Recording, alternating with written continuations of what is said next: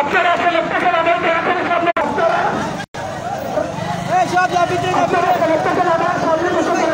আমি অনুরোধ জানাবো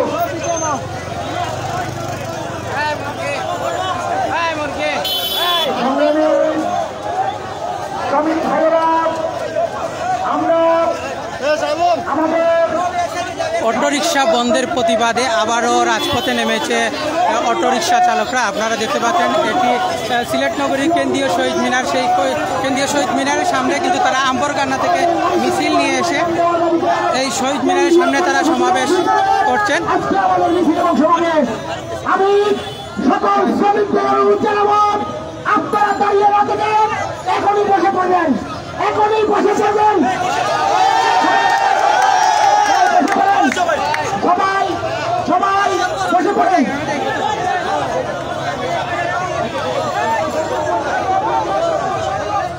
সবাই বসে পড়ে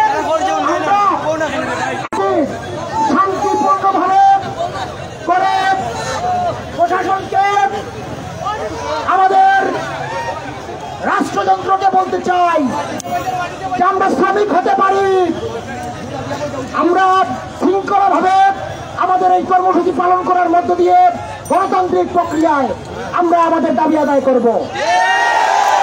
আমাদের দাবি হচ্ছে ইতিমধ্যে জাতীয়ভাবে যে খসড়া নীতিমালা প্রণয়নের প্রক্রিয়া চলছে, আমাদের মতামত নিয়েছে, ট্রাফিক ডিসির মতামত নিয়েছে, অংশীদারদের মতামত নিয়েছে। সেই নীতিমালা অবিলম্বে চূড়ান্ত করে আমাদের লাইসেন্স এবং নিবন্ধন দেওয়া হোক। এই যে ব্যবহৃত যানবাহন নিয়ে যে জটিলতা, তার 50% সমাধান হয়ে যাবে। আপনারা নিবন্ধন না দিয়ে লাইসেন্স না দিয়ে আমাদের গাড়ি বন্ধ করে দিলে এই 60 লক্ষ মানুষ যাবে কোথায়?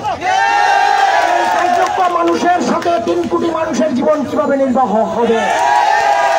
আমরা একটা অভিযোগ শুনি যে এই গাড়ি নাকি পরিবেশ বান্ধব না। আমরা বলতে চাই, তেল চালিত গাড়ি প্রত্যেক দিন 16% কার্বন ডাই অক্সাইড নিঃসরণ করে, যা পরিবেশের জন্য সরাসরি ক্ষতিকারক। কিন্তু আমাদের গাড়িতে কোনো ধোঁয়া নেই, আমাদের গাড়িতে কোনো শব্দ দূষণ নেই, আমাদের গাড়ি হচ্ছে পরিবেশ বান্ধব। এবং সারা বিশ্বে এখন তেল চালিত গাড়ির পরিবর্তে ইভি বাইকেল বা ব্যাটারি চালিত বিদ্যুৎ চালিত যানবাহনকে উৎসাহিত করা হচ্ছে। আমরা আরেকটি অভিযোগ শুনতে পাই যে আমাদের নাকি গাড়িতে দুর্ঘটনা হয়।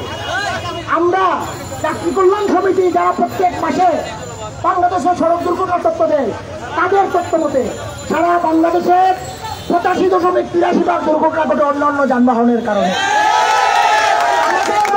যানবাহনে দুর্ঘটনা ঘটে মাত্র 14.30%। তাহলে যারা 85% দুর্ঘটনার জন্য দায়ী, তাদের তো আপনারা বন্ধ করছেন না, তাহলে শুধু কেন আমাদেরকে আপনারা বন্ধ করবেন? আমরা এই কারণে বলেছি যে এই দুর্ঘটনার জন্য তো গাড়িকে আধুনিকায়ন করা যায়, গাড়ির মধ্যে ডিভাইস লাগানো যায়। আমরা ডিজিটাল বাংলাদেশে প্রবেশ করেছি। এটা কি শ্রমিকদের জন্য না?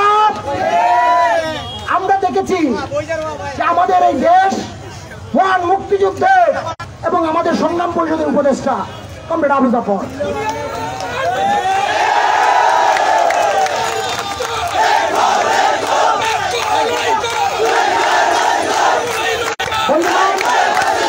আমরা বসে যাবো, আবার আমরা স্লোগান দেব, আমরা শান্তিপূর্ণভাবে আমাদের কর্মসূচি পালন করবো, আমরা আমাদের প্রাণের দাবি জানাবো। এই দাবির মধ্য দিয়ে 5 কোটি মানুষের জীবন, এই জীবন কেউ কেড়ে নিতে চাইলে আমরা তাদের দাঁত ভাঙাতে বাধ্য দেব। বন্ধুগণ, আমরা এই পর্যায়ে আমাদের সভাপতি, সিলেট জেলা শ্রমতান্ত্রিক শ্রমিক ফ্রন্টের সংগ্রামী সভাপতি, স্কপ সিলেট জেলার সংগ্রামী সাধারণ সম্পাদক এবং সংগ্রাম পরিষদের উপদেষ্টা কমরেড আবু জাফর। সংগ্রামী বন্ধুগণ, আপনাদের সবাইকে রিস্কা ব্যাটারি রিস্কা ভ্যান ইজি বাইক সংগ্রাম পরিষদ সিলেট মহানগর শাখা এবং সমাবেশ ক্লাবে আমাদের সংগ্রাম পরিষদের পক্ষ থেকে আজকে সারা দেশব্যাপী বিক্ষোভ মিছিল আয়োজন করা হয়েছে। সরকার একটি খসড়া নীতিমালা প্রণয়ন করেছে, রিক্সা ব্যাটারি রিক্সা ইজি বাইক সংগ্রাম পরিষদের যে দাবি, সেই দাবিকে কেন্দ্র করে সরকার একটি ঘোষণা নীতিমালা, যে নীতিমালা আলোকে সারা দেশে ব্যাটারি চালিত যানবাহনকে নিবন্ধন প্রক্রিয়ায় নিয়ে আসার চেষ্টা করছেন। এই পর্যায়ে এসে আমরা দেখতে পাচ্ছি সরকার আরেকটি ঘোষণা নীতিমালা তৈরি করছেন। সিটি কর্পোরেশন স্থানীয় সরকার অধ্যাদেশ 2025-42 দ্বারা সংশোধন করে সেখানে তারা সিটি কর্পোরেশন অভ্যন্তরে এই ব্যাটারি চালিত যানবাহন নিবন্ধনে তারা প্রক্রিয়া দিতে। আমরা মনে করি এই ঘোষণা নীতিমালা সিটি কর্পোরেশন অধীনে যে নীতিমালা হবে সেটা শ্রমজীবী, বিশেষ করে ব্যাটারি চালিত যানবাহন শ্রমিকদের জন্য এটা হয়রানি হবে। সিটি কর্পোরেশনের সেই সক্ষমতা নেই ব্যাটারি চালিত যানবাহনের নিবন্ধন, রুট পারমিট, লাইসেন্স দেওয়ার সেই সক্ষমতা নেই। সেই জন্য আমরা বিরোধিতা করেছি। আমরা ইতিমধ্যে এই ব্যাটারি চালিত যানবাহন যে ঘোষণা নীতিমালা 2025 সেটা তৈরি করা হয়েছে। বিআরটির অধীনে সারা দেশে ব্যাটারি চালিত যানবাহনের নিবন্ধন, রুট পারমিটের জন্য আমরা সেই ঘোষণা নীতিমালা দ্রুত কার্যকর করার আজকে সমাবেশ থেকে আহ্বান জানাই। আমরা দেশের নাগরিক, আমরাও মনে করি সড়কের শৃঙ্খলা আনয়ন প্রয়োজন। সেই জন্য আমরা মনে করি 60 লক্ষ শ্রমজীবী মানুষ আজকে ব্যাটারি চালিত যানবাহনের উপর নির্ভরশীল। তার উপর নির্ভরশীল মানুষ প্রায় 2.5 থেকে 3 কোটি মানুষ। এই 60 লক্ষ মানুষের কর্মহীন করে রাষ্ট্র কোনো সিদ্ধান্ত নিতে পারে না। সেই জন্য আমরা বলতে চাই, অন্তর্বর্তীকালীন সরকার যে ঘোষণা নীতিমালা তৈরি করেছেন সেই নীতিমালা অবিলম্বে কার্যকর করতে হবে। এই জায়গায় এসে আমরা একটি দেখতে পাই, গত 22 তারিখ থেকে সিলেটের মহানগর পুলিশ কমিশনার মহোদয় সারা মহানগরে ব্যাটারি চালিত যানবাহনকে নিষিদ্ধ ঘোষণা করেছেন। আমরা এই জায়গায় সবিনয়ে বলতে চাই, সরকারের গৃহীত পদক্ষেপ, সেই পদক্ষেপের পরিপন্থী হলো এই নিষেধাজ্ঞা।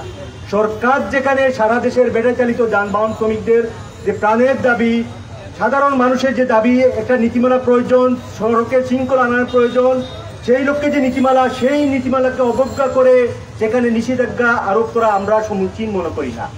আমরা এই কথাটি বলতে চাই। সেই জন্য আজকে আমরা গত 17 তারিখে আমাদের পার্টির পক্ষ থেকে